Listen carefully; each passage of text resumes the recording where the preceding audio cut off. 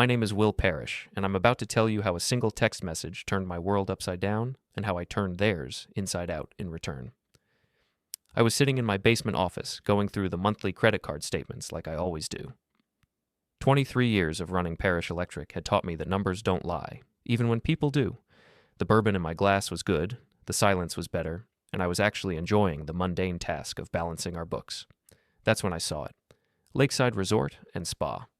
$467 for a romantic weekend package. My wife Beth was supposedly on a girls' trip with her friend Margo. Last I checked, girls' trips didn't include couples massages and champagne service.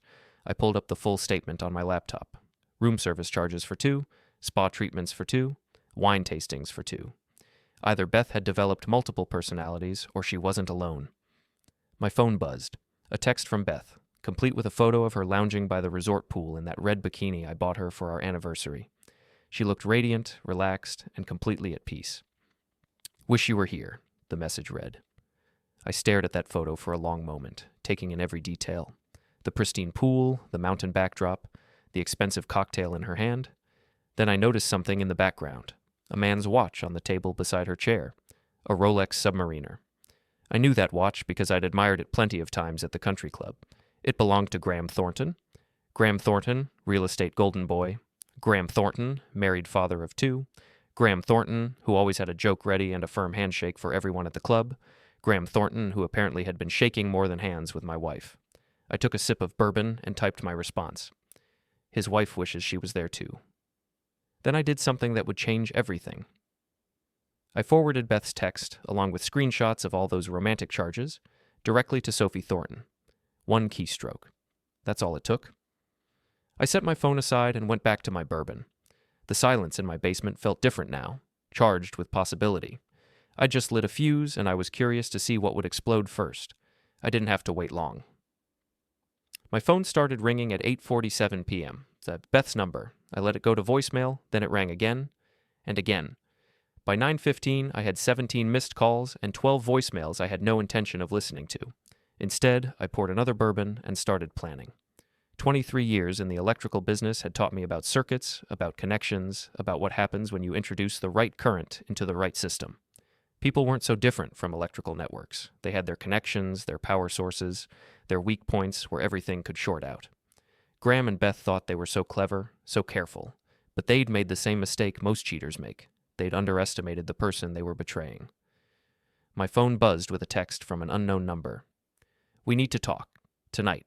Sophie Thornton." I smiled and typed back, "My office. 1 hour." Then I started gathering evidence. Bank statements, credit card records, hotel receipts I'd found stuffed in Beth's purse weeks ago and hadn't thought much about at the time. I pulled up her social media accounts. She'd been sloppy there too, posting photos that didn't match her supposed itinerary. The pieces were all there. I just needed to arrange them properly. Sophie Thornton arrived at my office at exactly 10:30 p.m. She was a small woman with sharp eyes and the kind of controlled anger that comes from years of practice. She sat across from my desk like she was conducting a business meeting. "How long have you known?" she asked without preamble. "About an hour," I said. "You?" 6 months. Her voice was steady, professional. "I hired a private investigator." She pulled out a manila folder and spread its contents across my desk. Photos, receipts, timeline charts. Graham and Beth at restaurants, hotels, even at a cabin upstate I'd never heard of. The documentation was thorough, methodical, and damning. "I've been waiting for the right moment," Sophie continued. "Your text tonight was perfect timing." I studied the photos. Beth looked happy in every single one, happier than she'd looked with me in years. The realization should have hurt more than it did, but mostly I just felt cold calculation settling over me like a familiar jacket. "What do you want to do about it?" I asked. Sophie's smile was razor thin. "I want to destroy them both. Professionally, socially, financially. I want them to understand what it feels like to lose everything." I raised my bourbon in a mock toast. "Lady, I think this is the beginning of a beautiful friendship." We spent the next 2 hours comparing notes, building timelines, and planning our approach. Sophie had been meticulous in her preparation. She knew about Graham's business vulnerabilities, his professional relationships, even his mother's influence on his career. "Graham's real estate license comes up for renewal next month," she explained. Any ethics violations reported to the state board could complicate that process significantly. "And Beth just got promoted to senior marketing director," I added. Her company has strict policies about conduct during business travel, especially when it involves misusing company resources. Sophie nodded approvingly. You're thinking like a strategist. I'm thinking like someone who's tired of being played for a fool. By midnight, we had our plan. It was elegant in its simplicity and devastating in its scope. We weren't going to confront them directly. That would give them a chance to prepare, to spin the story, to play victim. Instead, we were going to systematically dismantle the life they'd built on lies and betrayal. Step 1 was already in motion. Beth's romantic getaway was about to become very unromantic. Sophie left with copies of my financial evidence, and I went upstairs to wait. The house felt different now, bigger, emptier, like I was seeing it clearly for the first time in years. Beth's things were everywhere. Her books, her coffee cups, her little decorative touches that had always seemed charming, but now just looked like territorial markings. My phone rang at 1:23 a.m. Beth again. This time I answered. Will? Her voice was strained, panicked. We need to talk. I'm sure you do, I said calmly. But I'm busy right now. Enjoy the rest of your vacation. I hung up before she could respond.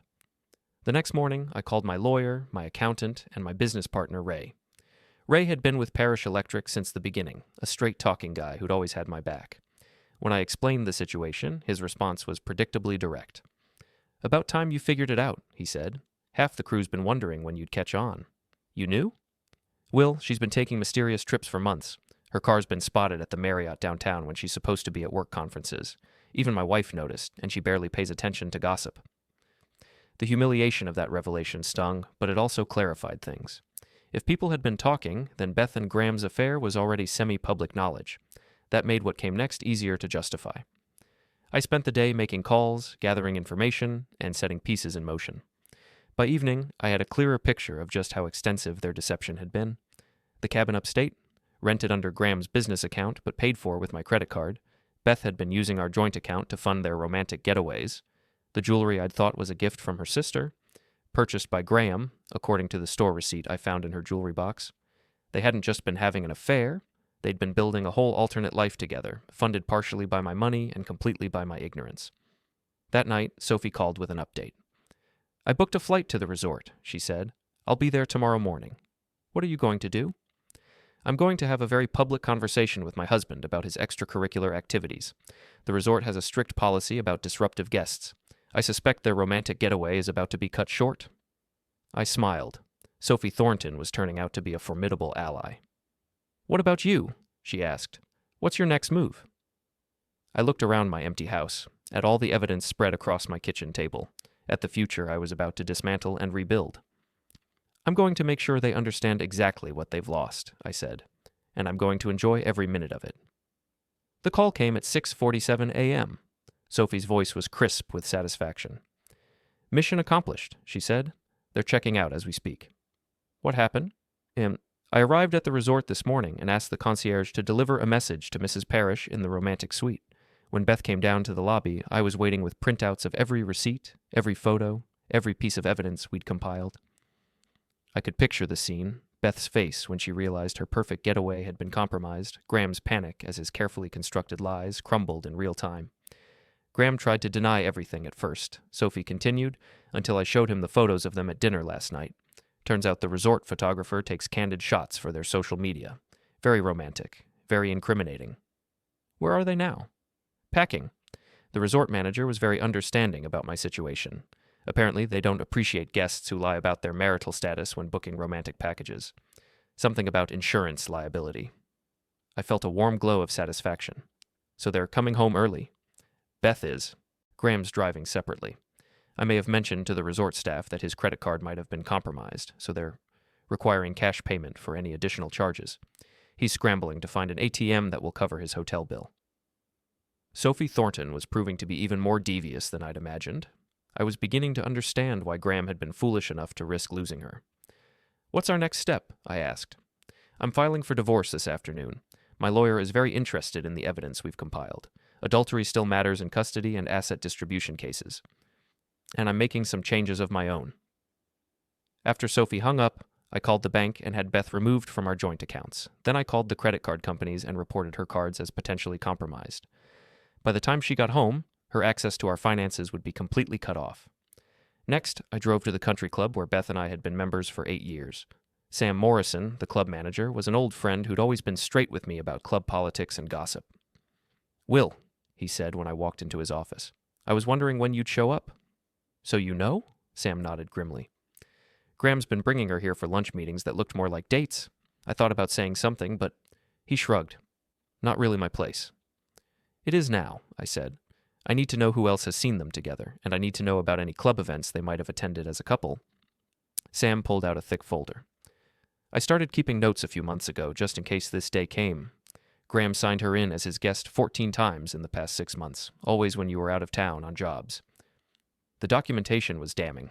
Lunch dates, tennis matches, even a couple's golf tournament where they'd played as partners while I was in Philadelphia installing a commercial lighting system. "There's something else," Sam said reluctantly. "The spring gala, when you couldn't make it because of that emergency job in Newark, Graham brought Beth as his date. They danced together most of the night."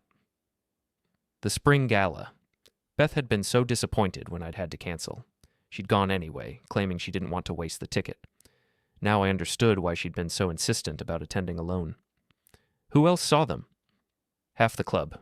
People were talking, Will. I'm sorry." I thanked Sam and drove home to wait. Beth's car pulled into our driveway at 3:15 p.m.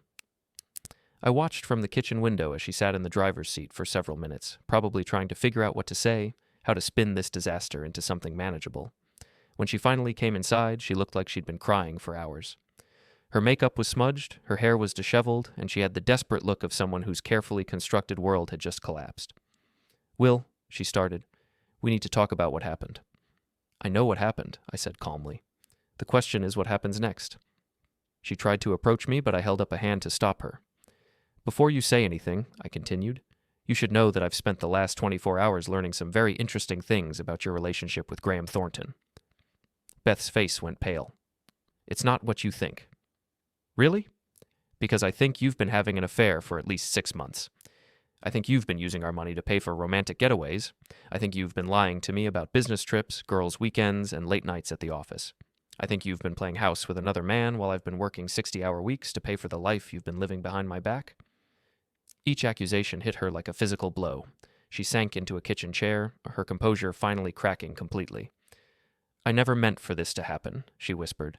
"But it did happen. For months, repeatedly, deliberately." I sat down across from her, close enough to see the fear in her eyes. "The only thing you're sorry about is getting caught." Beth tried to rally, to find some angle that would let her regain control of the situation. "What do you want me to say? That I made a mistake? That I'm sorry? Fine, I'm sorry. But marriages can survive this kind of thing. We can go to counseling. We can work through this." I almost laughed. Even now, even caught red-handed, she was trying to manage the situation, to find a way to minimize the consequences of her choices. "Beth," I said quietly, "your credit cards have been canceled. Your access to our bank accounts has been revoked. Your boyfriend's wife is filing for divorce and naming you as the other woman. The country club knows about your affair. By tomorrow, everyone in our social circle will know exactly what you've been doing." The color drained from her face. "You can't do this." "I already have." She stood up abruptly, pacing to the window and back. "This is vindictive. This is cruel. I made a mistake, but destroying my life isn't going to fix our marriage." "I'm not trying to fix our marriage," I said. "I'm ending it." That stopped her cold. She turned to face me, and for the first time since she'd walked in, I saw real fear in her eyes. "You don't mean that?" "I've already contacted a lawyer. The divorce papers will be filed tomorrow." Beth stared at me for a long moment, processing this new reality. Then her expression shifted from fear to anger. "Fine," she said. "If that's how you want to play this, then let's play. You think you're the only one who can gather evidence? You think you're the only one who can make accusations?" "What's that supposed to mean?" "It means you're not as innocent as you pretend to be. Those late nights at the office, those weekend jobs out of town. You think I don't know what really goes on?" I felt a chill of uncertainty. "What are you talking about?" "I'm talking about your relationship with that secretary at your office. Jennifer, I'm talking about all those private meetings and business dinners. You want to destroy my reputation? Fine. But don't think you're going to come out of this looking like the perfect husband." The accusation was so unexpected, so completely fabricated, that I almost didn't know how to respond. Jennifer was my office manager, a professional woman in her 50s who'd been with the company for 12 years. Our relationship was strictly business, and the idea that Beth would try to create some fictional affair to deflect from her real one was breathtaking in its audacity. "You're lying," I said. "Am I? Or are you just better at hiding it than I was?" I realized then that Beth was going to fight this divorce with everything she had. She was going to try to drag me down with her, to create enough mud and confusion to obscure her own guilt. It was a desperate strategy, but it might be effective if I let her control the narrative. "Here's the difference between us," I said, standing up to face her. "I have evidence, photos, receipts, witness statements, documented proof of your affair. You have suspicions and speculation about business relationships that have never been anything more than professional. We'll see what a judge thinks." "Yes," I agreed. "We will." Beth stormed out of the kitchen, and I heard her footsteps on the stairs as she went up to our bedroom. A few minutes later, she came back down with a suitcase and her laptop bag. "I'm staying at Margo's tonight," she announced. "We'll settle this through our lawyers." After she left, I poured myself a bourbon and called Sophie Thornton. "How did it go?" she asked. "About as well as expected. She's threatening to make counter-accusations, but she doesn't have anything substantive. Graham tried the same thing, accused me of being paranoid and controlling, right up until I showed him the video." "Video?" "Security camera footage from the hotel lobby. Very clear shots of them checking in together. Very affectionate body language. My investigator was very thorough." I made a mental note to ask Sophie for the name of her investigator. If Beth was going to play dirty, I needed to be prepared for anything. "What's our next move?" I asked. "Tomorrow I'm having lunch with Linda Carver." "Who's Linda Carver?" "Head of Human Resources at Graham's real estate firm. She's also my tennis partner and a very close friend. I think she'll be very interested to learn about Graham's creative use of company resources for personal entertainment." The pieces were falling into place. Sophie had been planning this campaign for months, building relationships, gathering intelligence, positioning herself for maximum impact. I was beginning to understand that I wasn't just getting revenge, I was getting an education in strategic warfare. "Sophie," I said, "remind me never to cross you." Her laugh was sharp and satisfied. Too late for Graham to learn that lesson, but I think he's going to get a very thorough education over the next few weeks. After we hung up, I walked through my house, seeing it with new eyes. This had been Beth's domain, decorated according to her taste, arranged for her comfort. Now it felt like a museum of a life that had never really existed. Tomorrow, the real work would begin. Linda Carver called me at 9:30 a.m. "Mr. Parish, this is Linda Carver from Thornton and Associates. I understand you have some information that might be relevant to a personnel matter we're investigating." Sophie had worked fast. "I do. When would be convenient to discuss it?" "This afternoon, if possible. 2:00 at our offices." Thornton and Associates occupied the top 2 floors of a glass office building downtown. Linda Carver was a sharp-eyed woman in her 40s who radiated professional competence. She led me into a conference room where Sophie was already waiting with a stack of folders. "Mr. Parish," Linda began, "Mrs. Thornton has shared some concerning information about potential misuse of company resources. I'd like to hear your perspective on the situation." I opened my briefcase and spread out the evidence I'd compiled. Credit card statements showing charges to Beth's personal account that corresponded with Graham's business trips. Hotel receipts that matched dates when Graham had claimed to be attending real estate conferences. Restaurant bills from establishments that definitely weren't hosting professional meetings. "Graham has been using company funds to finance a personal relationship," I explained. "These charges span 6 months and total approximately $12,000. Linda examined each document carefully, making notes on a legal pad. "This is very serious. Company policy is clear about personal use of business accounts." "There's more," Sophie added. She pulled out her investigator's report, complete with photographs and timeline documentation. "Graham has been falsifying expense reports and claiming personal entertainment as business development." Linda's expression grew increasingly grim as she reviewed the evidence. "I need to ask you both, are you prepared to make formal statements about these allegations?" "Absolutely," Sophie and I said simultaneously. "Then I'll be scheduling a meeting with Graham tomorrow morning. Pending the outcome of that discussion, we may be looking at immediate termination and possible legal action to recover the misappropriated funds." As we left the office building, Sophie looked satisfied, but not finished. "One down," she said. "What's your next target?" I'd been thinking about that all morning. Beth's promotion last month came with a significant salary increase and a company car. Her new position requires maintaining professional standards that reflect well on the company. And having an affair with a married client probably doesn't meet those standards, especially when it involves misusing company travel budgets for personal entertainment. Sophie smiled. I like the way you think.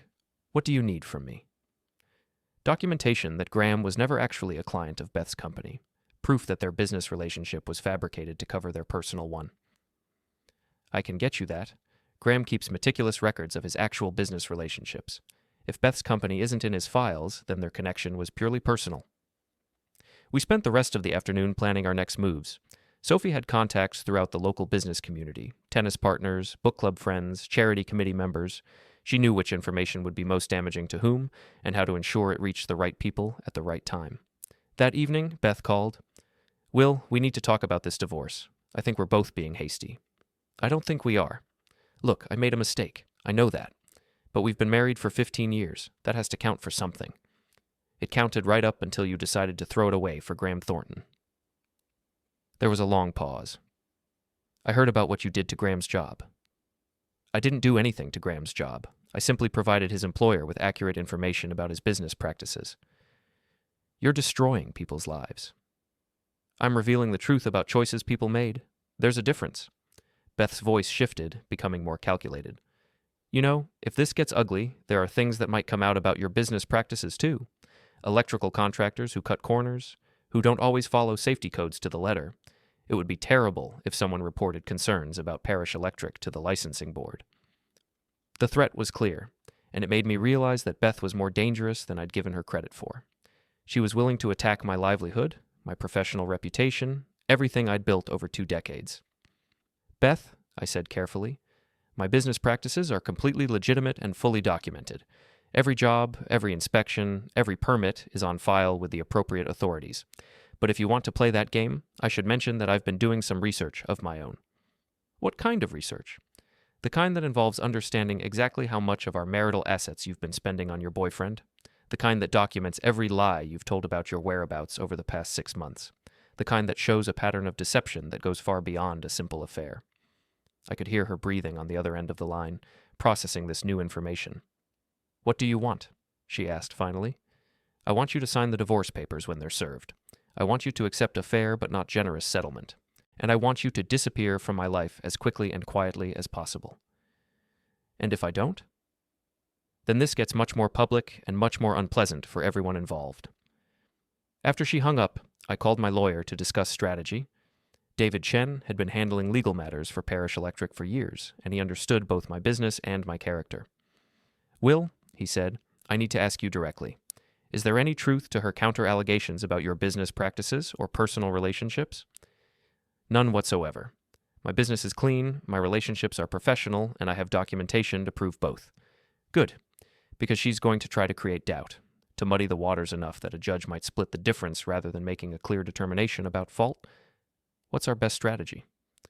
Overwhelming evidence presented in a clear, factual manner. No emotion, no vindictiveness, just documented proof of her adultery and financial deception. The more professional and reasonable you appear, the more desperate and unreliable she'll look by comparison. That night, I couldn't sleep. I kept thinking about Beth's threat to attack my business, about the potential consequences of this escalating conflict. Parish Electric employed 12 people, good people who depended on the company's reputation for their livelihoods. I couldn't let my personal situation jeopardize their jobs. At 2 a.m., my phone buzzed with a text from Sophie. Graham's been fired, effective immediately. Thought you'd want to know. I smiled in the darkness. One domino down, several more to go. The next morning brought news that Beth's company had launched an internal investigation into her travel expenses and client relationships. Someone, probably Linda Carver's counterpart in Beth's HR department, had received detailed documentation about Beth's creative interpretation of business development activities. Ray stopped by my office around noon with coffee and gossip. You hear about the drama at the country club? He asked. What drama? Graham Thornton got escorted off the property yesterday. Apparently his membership fees were being paid through his business account, and when he got fired, the payments stopped. Club has a strict policy about delinquent accounts. I hadn't even thought about the country club angle, but it made perfect sense. Graham's entire lifestyle had been built on his professional success. Without his job, the whole facade would collapse quickly. There's more, Ray continued. Beth showed up there last night trying to use the pool and restaurant, but her membership was through your joint account, and when you canceled the automatic payments, he shrugged. She got the same treatment as Graham. I didn't cancel those payments. No, but the bank flagged them as potentially fraudulent when you reported suspicious activity on the account. Same result. I was beginning to understand that revenge was like an electrical system. Once you introduce the right current into the right connections, the effects cascaded through the entire network in ways you might not have anticipated. Sophie called that afternoon with an update. Graham's trying to salvage his career by claiming he was seduced by an unstable client. He's painting Beth as the aggressor, himself as the victim. How's that working out for him? Not well. I shared the hotel security footage with his former colleagues. It's pretty clear who initiated most of their romantic encounters. What's he doing for money? Living with his brother and driving for a rideshare company. His lawyer fees alone are going to bankrupt him. I felt a moment of something that might have been sympathy, but it passed quickly. Graham had made his choices with full knowledge of the potential consequences. The fact that he hadn't considered those consequences carefully didn't make him a victim. That evening, Beth showed up at my house unannounced. "We need to call a truce," she said without preamble. "Why?" "Because this is getting out of hand. Graham lost his job. I'm under investigation at work. People are talking about us all over town." "People are talking about what you did. There's a difference." Beth sat down at my kitchen table without being invited. She looked exhausted, defeated in a way I'd never seen before. "Will, I know I hurt you. I know what I did was wrong. But this revenge campaign isn't making anything better. It's just destroying more lives. It's revealing the truth about choices that were already made." "The truth?" Beth laughed bitterly. "The truth is that our marriage has been falling apart for years. The truth is that we've been going through the motions, pretending to be happy while we've both been miserable. The truth is that Graham made me feel alive again in a way that you haven't in a very long time." The words stung because they contained enough truth to be believable. Our marriage had been struggling. We had been going through the motions in many ways, but that didn't justify what she'd done. "If you were unhappy," I said, "you should have talked to me about it. You should have suggested counseling or separation or divorce. You shouldn't have started an affair and then spent months lying to my face about it." "You're right," she admitted. "I handled it badly. But can't we try to end this with some dignity intact?" I studied her face, looking for signs of genuine remorse or just strategic maneuvering. What I saw was fear. Fear of losing everything, fear of public humiliation, fear of facing the full consequences of her actions. "What are you proposing?" I asked. "Uncontested divorce, fair division of assets, no public accusations or character assassination. We both move on with our lives quietly." "And in return?" "I don't pursue any claims against your business or personal conduct. I don't fight the divorce or try to drag it out. I disappear from your life completely." It was a reasonable offer, probably more reasonable than I was likely to get if this continued to escalate, but I wasn't feeling particularly reasonable. "I'll consider it," I said, "but I need some time to think." After Beth left, I called Sophie to discuss the offer. "She's scared," Sophie said immediately. "Graham made a similar proposal to me yesterday. They're both realizing that this could get much worse for them." "Are you considering it?" "I'm considering what I actually want out of this situation. Do I want Graham destroyed, or do I just want him gone? Do I want public vindication, or do I want to move on with my life?" It was a good question, and I didn't have a clear answer. The satisfaction of revenge was real, but it wasn't filling the emptiness that Beth's betrayal had left behind. At some point, I was going to have to stop looking backward and start building something new. "What are you leaning toward?" I asked. "I think I'm ready to be done with both of them, but I want to make sure they understand the full cost of what they've lost first." I understood exactly what she meant. The next 2 weeks moved like a carefully choreographed dance of destruction. Every day brought new revelations, new consequences, new ways that Graham and Beth's carefully constructed lives continued to unravel. Graham's rideshare driving lasted exactly 4 days before his car was repossessed. Apparently, his car payments had been automatically deducted from his business account, and when Thornton and Associates froze his access pending their investigation, the financing company moved quickly to recover their asset. Beth's company investigation concluded with her termination for misuse of corporate resources and falsification of expense reports. The severance package she might have expected was reduced to nothing when they discovered the extent of her creative accounting. Sophie and I met regularly to coordinate our efforts and share information. We'd become an effective team, combining her strategic thinking with my systematic approach to problem solving. "I think it's time for the final phase," Sophie said during one of our coffee meetings. "They're both vulnerable now, desperate enough to make mistakes." "What do you have in mind?" "A public confrontation. somewhere they can't control the narrative or manage the situation. I thought about it. The Riverside Tavern. Friday night, half the town shows up there for dinner and drinks. Perfect. Graham still thinks he can charm his way out of this situation. Beth still believes she can manipulate people's sympathies. Let's give them a chance to try. We spent the week setting the stage. Sophie made sure that several of Graham's former colleagues would be at the tavern that night. I ensured that people from Beth's social circle would be there too. We wanted an audience that would understand the context and spread the story accurately. Friday evening, I arrived at the tavern early and took a table near the center of the dining room. Sophie arrived separately and sat at the bar where she could observe everything. The place was crowded, buzzing with the usual weekend energy. Graham showed up first, looking like a man trying too hard to appear confident. He dressed carefully, expensive suit, perfect hair, practiced smile, but there was desperation in his eyes that the surface polish couldn't hide. He spotted me immediately and walked over with the kind of aggressive friendliness that meant trouble. "Will," he said loudly enough for nearby tables to hear.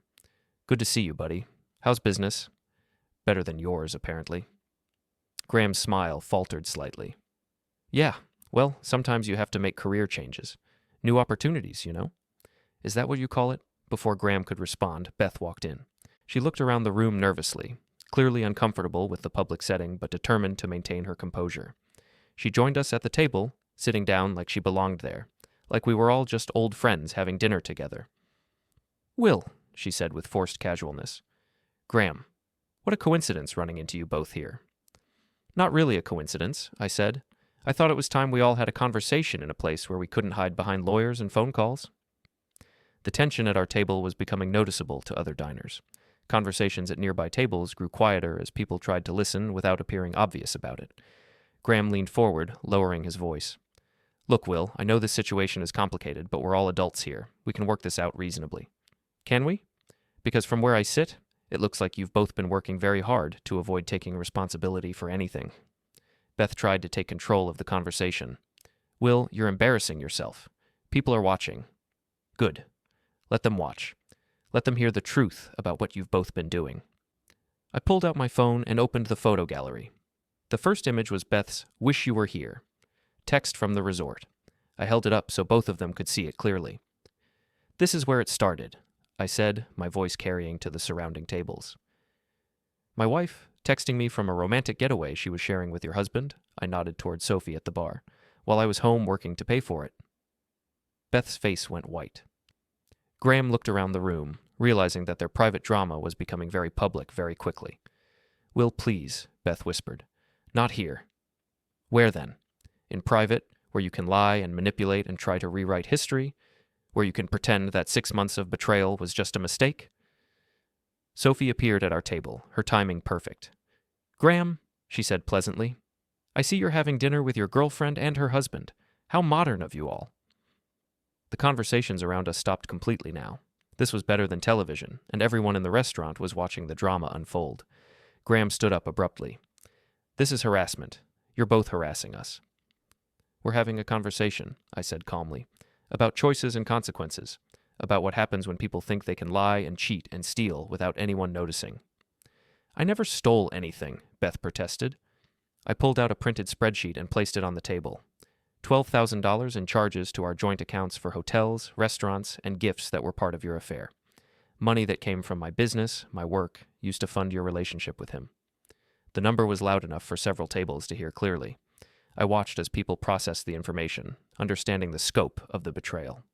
Graham tried one last time to salvage the situation. "This is all a misunderstanding. Business relationships that got complicated, emotions that got out of hand. Nobody meant for anyone to get hurt." Sophie laughed, a sound like breaking glass. "Business relationships? Is that what you told your employer when they fired you? Is that what you told the country club when they revoked your membership?" The details were spreading through the restaurant like ripples on a pond. I could see people whispering, texting, already sharing the story with friends who weren't there to witness it firsthand. Beth made one final attempt to control the narrative. She stood up, addressing the room as much as our table. "This is what vindictive people do when their marriages fail," she announced. "They try to destroy everyone around them rather than accepting responsibility for their own shortcomings." The restaurant was completely silent now, everyone waiting to see how this would end. I stood up slowly, facing Beth directly. "You're right about one thing," I said. This is about accepting responsibility. So let's be clear about what really happened here. I looked around the room, making eye contact with people I'd known for years, customers and friends and neighbors who deserved to understand the truth. 6 months ago, my wife started an affair with Graham Thornton. They used my money to pay for hotels and romantic getaways. They lied to their employers, their friends, and their families. They falsified expense reports and misused company resources. They betrayed their marriage vows and destroyed 2 families because they thought they were smarter than everyone else. I turned back to Beth and Graham, who were both standing frozen, unable to leave without making the situation worse, unable to stay without enduring more humiliation. The only thing you're sorry about is getting caught. The only thing you regret is facing consequences. And the only reason you want this to end quietly is because you're both cowards who can't handle the truth about what you've done. Graham grabbed Beth's arm. We're leaving. Yes, I agreed. You are. They walked toward the exit together, their departure watched by 60 pairs of eyes. The silence held until they were completely gone, and then the restaurant erupted in conversation. Sophie sat down at the table, smiling with satisfaction. I think that went well, she said. I think it's finished. And it was. Not because Graham and Beth had learned anything or changed anything, but because the truth was finally public and complete. Everyone who mattered knew exactly what had happened and why and who was responsible. The divorce papers were signed 2 weeks later without contest. Beth moved to another state, taking a job with a company that didn't know her history. Graham's real estate license was suspended pending the ethics investigation, and he eventually left town as well. Sophie and I remained friends, bonded by our shared experience of betrayal and revenge. We'd both lost marriages, but we'd gained something too, the knowledge that we were stronger than we'd realized, smarter than our partners had assumed, and capable of fighting back when fighting back was necessary. The house felt different now, emptier but cleaner, like a space that had been cleared of clutter and was ready for something new. I didn't know what that something would be, but I knew it would be built on truth rather than lies, on respect rather than betrayal. 6 months later, I ran into Sam Morrison from the country club at a hardware store. Will, he said, good to see you. How are you doing? Better than expected. I heard Beth moved to Arizona. Something like that. Sam nodded. And Graham's selling insurance in Florida, from what I understand. People find their level eventually? They do indeed. Sam paused, then smiled. You know, we've had a lot fewer membership problems since they left. Funny how that works. I smiled back. Funny how it does. That evening, I sat in my basement office with a bourbon and my monthly financial statements. The numbers were clean, honest, and entirely mine. Parish Electric was thriving, my personal accounts were healthy, and my future was whatever I chose to make it. My phone buzzed with a text from an unknown number. For a moment, I wondered if it might be Beth, trying to re-establish contact for some reason. Instead, it was a photo from Sophie, showing a sunset over a beach somewhere tropical. The message read, "Wish you were here, but I'm perfectly happy you're not." I laughed out loud, typed back, "Enjoy your vacation, you've earned it." Then I deleted the thread, finished my bourbon, and went upstairs to plan tomorrow's work schedule. The past was finally past, and the future was waiting. The revenge was complete, the truth was told, and justice, imperfect but real, had been served. Sometimes that's all you can ask for. Sometimes it's enough.